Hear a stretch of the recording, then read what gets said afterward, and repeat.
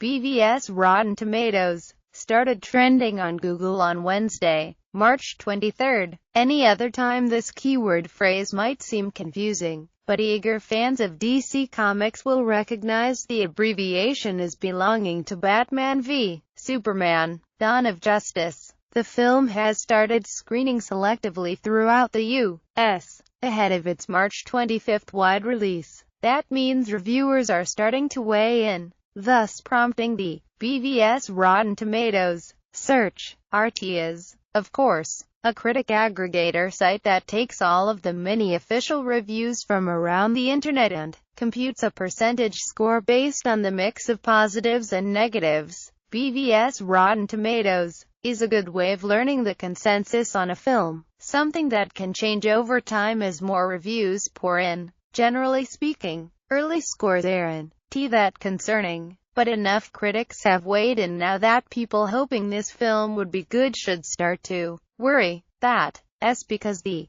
BvS Rotten Tomatoes score first registered on Tuesday night with a paltry 39%, making it unquestionably rotten in the eyes of critics. As more reviewers began to weigh in on Wednesday, the score dipped further to 37% with 110 total reviews counted. At this same point in the release cycle, 2015 hits like Star Wars, The Force Awakens and Creed were staying above 90% with around 150 reviews counted. For many film journalists, critics, and industry analysts, it's not at all surprising. The first film in the newly relaunched Snyderverse, referencing controversial director Zack Snyder, was Man of Steel, which was also widely panned by critics. Though it turned a tidy profit at the box office, that film earned only 56% on RT. You have to hit 60 before being considered fresh,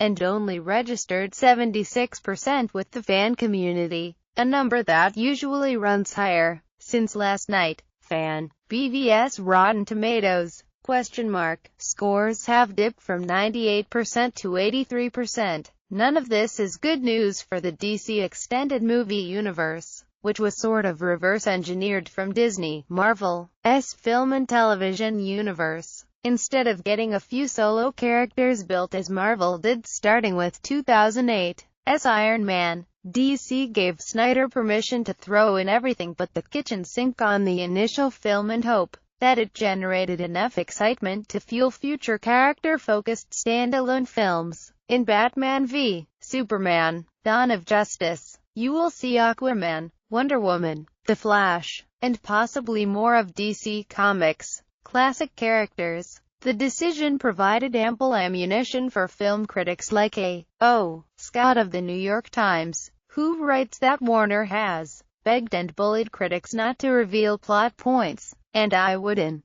dream of denying you the thrill of discovering just how overstuffed and preposterous a movie narrative can be, admitted Snyder apologist Devin Faraci of Birth, Movies, Death, said that it was a very bad movie, then added the following: "It is, in fact, the film that